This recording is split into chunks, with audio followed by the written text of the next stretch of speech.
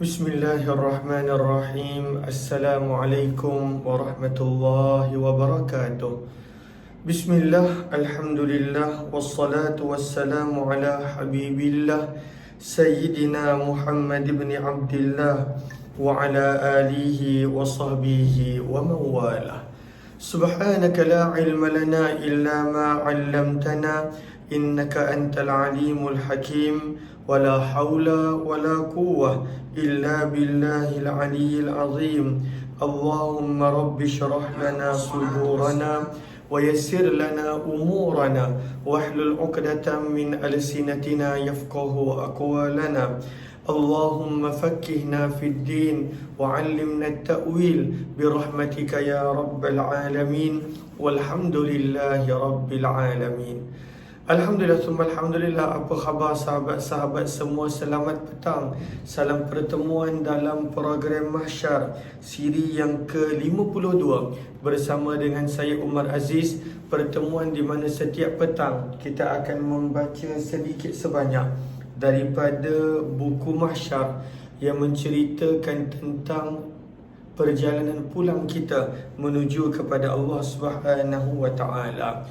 Perkara yang kita bakal tempuhi, keadaan yang bakal kita lalui, ini semua ada diceritakan dalam buku Mahsyar yang kita dah baca, dan kali ini telah masuk pada siri yang ke-52.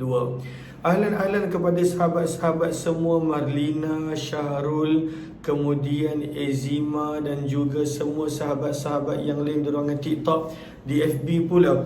Ahlan-ahlan kepada Nurhayati Sulaiman, Ummi Zaihadi, Zabaria Muhammad Yusuf, Yaya Lia, Habibah Suhaib, Nusida Akmadul, Fauzan Muhammad, Farida Ishaq, kemudian Zabaria Muhammad Yusuf, Habibah Suhaib, Arina Omar, Indun Hashim, dan juga Ummi Sulistiana, Ana Sukaimi, Siti Zabidah Abdullah Amin, Syamsiah Man Isa, Siti Hajar Ahmad, Kak Long, kemudian Rosina Cikman, Maryam Muhammad, Ana Sukaimi, Jamiah Abdul Rahman, Nazlina Sanim, dan juga Kak Long Zainun, serta semua sahabat-sahabat yang lain.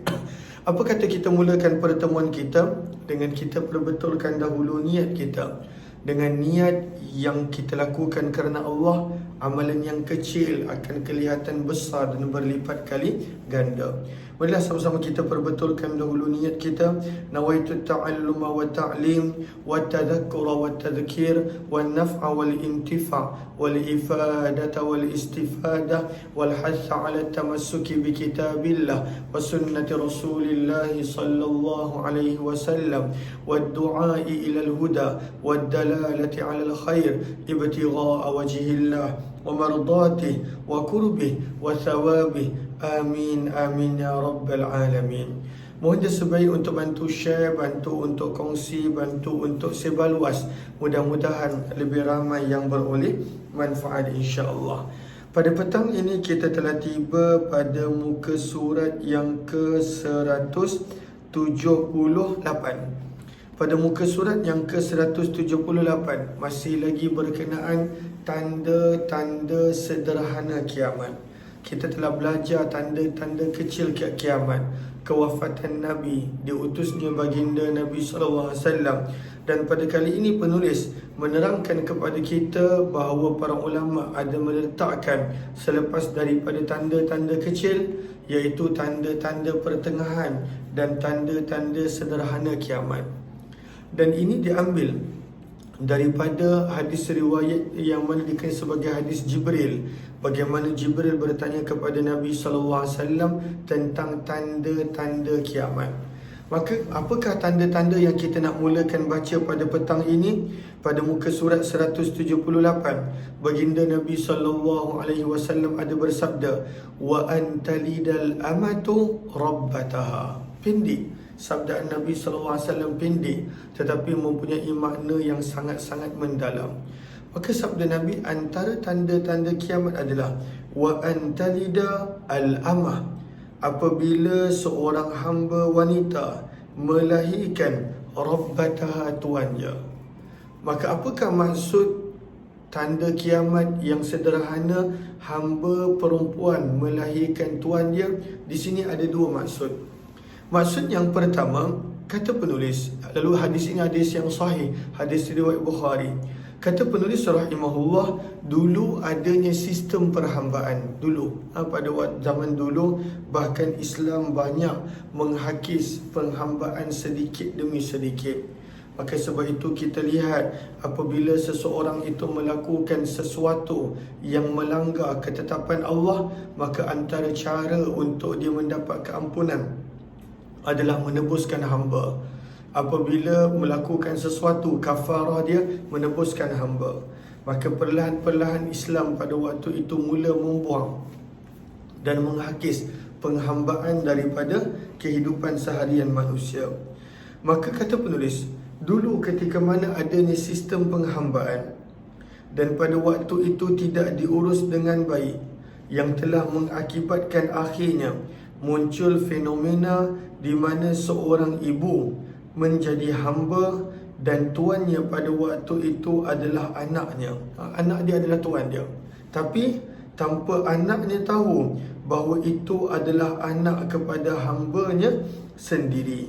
Maka pada waktu itu kadang-kala Allahumma salli ala Sayyidina Muhammad, kadang-kala kerana kacau bilau sistem penghambaan yang tidak mengikut kepada syariah, dan pada waktu itu lebih sekadar kepada memenuhi keperluan nafsu dan sebagainya, kadang-kala anak pada waktu itu menjadi tuan kepada ibunya dalam keadaan ibunya tidak sedar, dalam keadaan ibunya tidak tahu.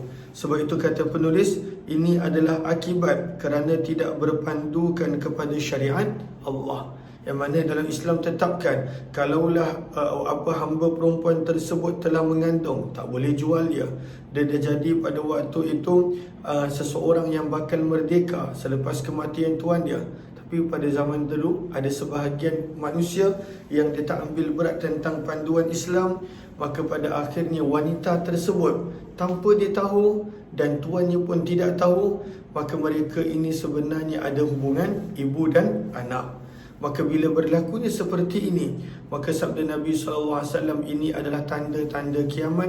Bila seorang tuan kepada hamba perempuan, dia adalah anak kepada hamba perempuan tersebut sebenarnya. Maka ini zaman kita sukar untuk kita nampak, sebab dah tidak ada penghambaan. Namun ada tafsiran yang kedua. Ahlan-ahlan kepada sahabat-sahabat yang baru join, mohon jasa baik untuk bantu share, bantu untuk kongsi, bantu untuk sebar luas. Mudah-mudahan lebih ramai yang beroleh manfaat. Dan ini pada zaman kita nampak banyak. Apakah maksud Nabi antara tanda-tanda kiamat? Anak akan menjadi tuan kepada ibunya. Maka kata penulis buku, ada penafsiran lain bagi hadis ini, iaitu kalau dilihat pada zaman sekarang, ada berapa ramai anak yang dah derhaka kepada ibunya. Pada waktu itu derhaka, biadab dengan ibu dia. Mak, tolong pergi masak untuk saya ni, contoh. Mak, kenapa baju saya ni mak tak buat lagi? Mak, kenapa mak tak sediakan barang sekolah saya? Mak tak tahu ke yang saya ni letih ke sekolah dan sebagainya, kerja, kenapa mak tak sediakan makanan dan sebagainya. Maka ibu dilayan seperti hamba dan ibu tidak diletakkan pada kedudukan yang sepatutnya. Sebab itu kata penulis buku, iaitu kalau kita nak lihat pada zaman kita, penafsiran yang kedua, ada berapa ramai anak yang dah derhaka kepada ibu, namun ibunya masih berkhidmat kepadanya, bekerja untuk si anak, dan anaknya pula yang bersenang lenang tanpa melakukan apa-apa. Anaknya pada waktu tu mengarah sahaja. Mak dia disuruh basuh baju dia, mak dia pada waktu itu disuruh tolong dia. Bahkan mak dia dah tua, dia dah ada anak, disuruh mak dia pada waktu itu mesti kena jaga anak dia. Kalau ibu tu sukarela tak mengapa, tapi kadang-kala mak tu dah tak mampu, tapi dia yang suruh jaga anaknya pula. Mak dia yang kena bayar untuk dia certain benda. Maka ibu pada waktu itu dilayan seperti hamba.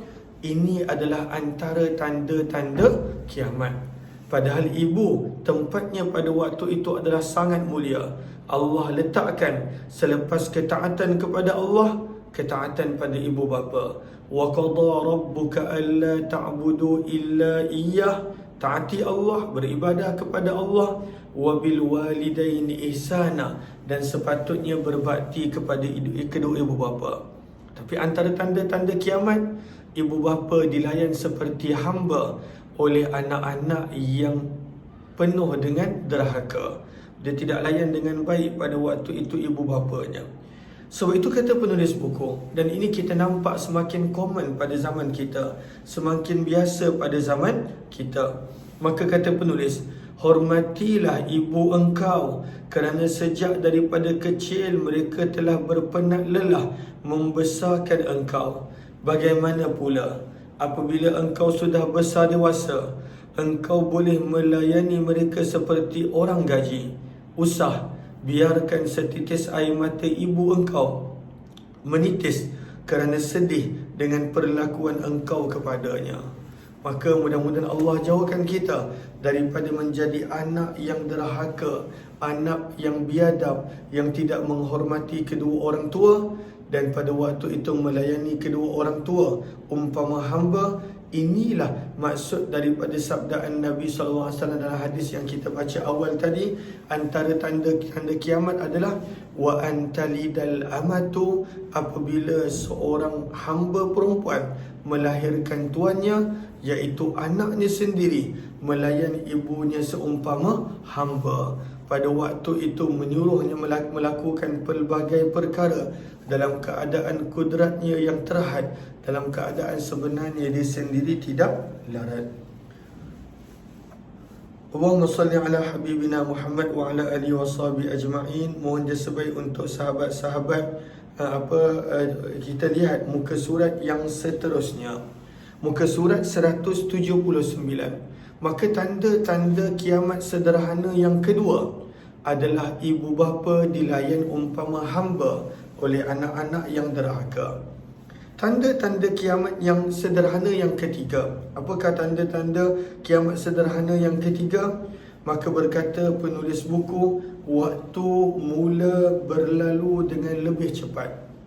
Di sini akan ada beberapa makna yang para ulama terangkan. Apakah maksud waktu akan berlalu dengan cepat? Maka ada beberapa makna.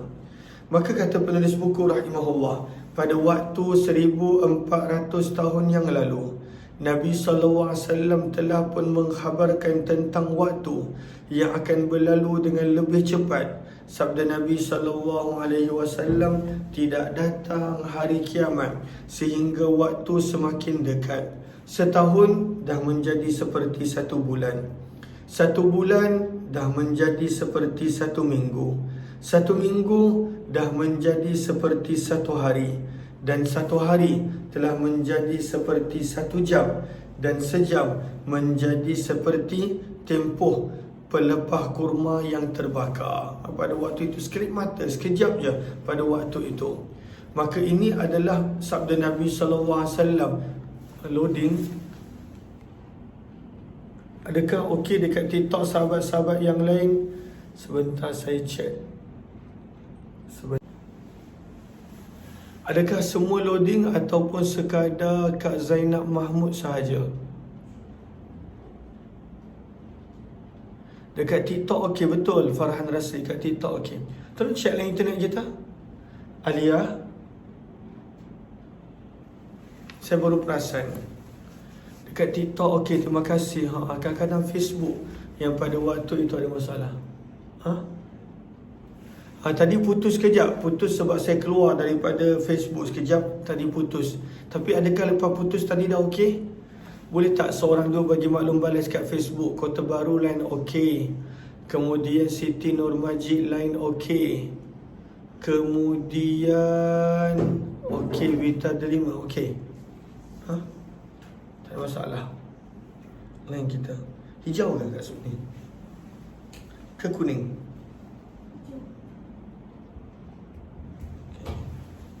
Okey, kebanyakannya okey. Dekat TikTok pun okey. Allahumma salli ala sayyidina Muhammad. Saya minta maaf kalaulah ada sebahagian orang terganggu line dia. Lu mohon je sebaik untuk bantu share, bantu untuk kongsi, bantu untuk sebar luas. Mudah-mudahan lebih ramai yang beroleh manfaat insya-Allah. Maka tanda tanda kiamat yang sederhana yang ketiga, setelah daripada bangunan pencakar langit, bangunan yang tinggi, ibu dilayan seumpama hamba dengan anak yang bersikap derhaka. Maka yang ketiga, Nabi SAW bersabda, waktu menjadi sangat singkat. Maka dalam hadis riwayat Musnad Ahmad, setahun tak rasa macam setahun dah, seperti 1 bulan. 1 bulan dah tak rasa macam 1 bulan, dah umpama 1 minggu. 1 minggu dah seperti 1 hari. 1 hari seperti 1 jam. Dan 1 jam pada waktu itu dalam sekelip mata berlalu begitu sahaja. Maka apakah maksud daripada sabda Nabi SAW ini? Para ulama terangkan dengan pelbagai pandangan berdasarkan apa yang mereka faham. Maka kata penulis buku, walau bagaimanapun para ulama mempunyai pendapat yang berbeza tentang perkara ini, waktu yang semakin singkat terjadi secara hissi dan juga maknawi adalah pandangan yang paling kuat. Maka apakah maksud waktu menjadi cepat secara hissi, dan apakah pula maksud secara maknawi? Maka kejap lagi penulis buku akan terangkan. Kata penulis buku, waktu yang semakin singkat secara maknawi, maknawi maksudnya bukanlah pada waktu itu secara kita boleh nampak fizikal, tapi secara maknawi adalah hilangnya keberkatan pada masa. Dah tak ada keberkatan. Dan ini diterangkan oleh Imam Nawawi rahimahullah ta'ala. Kata Imam Nawawi, waktu yang singkat bermakna tidak ada berkat dalam waktu tersebut. Kalaulah ada berkat, maka waktu tu singkat, boleh buat macam-macam. Tapi kalaulah tak ada berkat, waktu tu panjang, tak boleh buat apa-apa. Hilangnya keberkatan, kebaikan pada waktu tersebut. Dan ini adalah antara makna yang pertama, waktu berlalu dengan pantas, waktu berlalu dengan cepat secara maknawi. Apakah maksud dia? Hilang keberkatan. Pada waktu itu tak banyak benda boleh buat, rasa macam banyak masa, tapi pada waktu itu banyak benda tidak boleh buat, maka hilang keberkatan. Dan ini adalah pandangan Imam Nawawi rahimahullah ta'ala. Maka Imam Nawawi memberikan contoh, pekerjaan yang dilakukan sehari semalam kadarnya seperti yang dihasilkan selama sejam sahaja. Umpama sejam je, sehari semalam punya kerja, pada waktu itu tak rasa apa-apa, seperti pada waktu itu sejam sahaja. Kenapa? Hilangnya keberkatan pada masa. Maka ini adalah pandangan Imam Nawawi rahimahullah tentang sabdaan Nabi bahawa waktu akan semakin dekat dan pendek sewaktu hampirnya kiamat. Maka ini adalah pandangan yang pertama.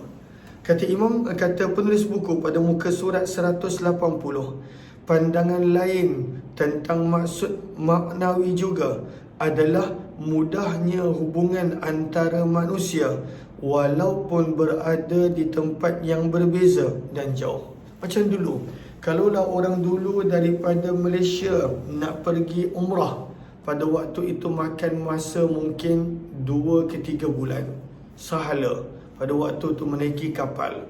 Kan kalau kita tengok orang dulu, pada ketika nak pergi mana, nak pergi umrah, mereka bawa bekalan, bawa makanan dan sebagainya.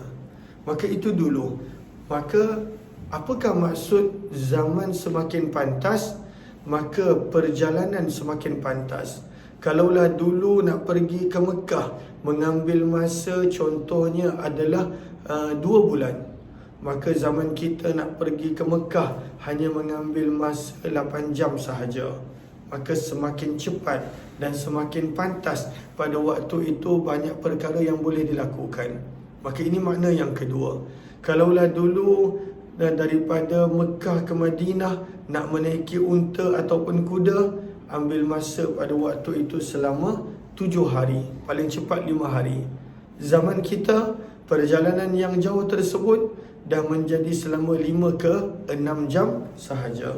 Maka sebab itu kata penulis buku rahimahullah ta'ala, pandangan yang kedua tentang masa menjadi pantas dan cepat adalah mudahnya hubungan di antara manusia walaupun berada di tempat yang berbeza dan jauh. Dan kadang-kadang zaman kita melalui call, video call, pada waktu itu dah boleh berhubung dan sebagainya. Sebagai contoh, dengan pengangkutan moden seperti kapal terbang, dapat dikurangkan jarak yang dahulunya mengambil masa selama berbulan-bulan bertukar menjadi beberapa jam sahaja. Maka inilah maksud masa menjadi cepat, kerana pada waktu itu travel menjadi semakin mudah, pergerakan menjadi semakin mudah. Perjalanan dulu yang ambil masa berbulan-bulan, perjalanan pada zaman sekarang hanya mengambil masa beberapa jam sahaja. Maka ini adalah pandangan yang kedua. Pandangan yang pertama, apakah pandangan yang pertama tadi? Hilangnya keberkatan waktu dan masa. Pandangan yang kedua, iaitu jarak yang dulunya jauh, membazir masa, sekarang ini telah menjadi dekat dan pada waktu itu boleh menjimat masa. Allahumma salli ala habibina Muhammad wa ala alihi wa sahbihi ajma'in. Kata penulis buku berkenaan tentang perkiraan cepatnya masa secara hissi. Yang ini insya-Allah kita akan sambung esok insya-Allah. Minta maaf tak boleh baca banyak hari ini sebab saya ada beberapa tugasan dan program. InsyaAllah kita akan jumpa esok. Terima kasih kepada sahabat-sahabat yang meluangkan masa bersama. InsyaAllah kita jumpa jam 8.30 pagi esok dalam Hayati Quran insyaAllah. Wabillahi taufiq wal hidayah. Assalamualaikum warahmatullahi wabarakatuh.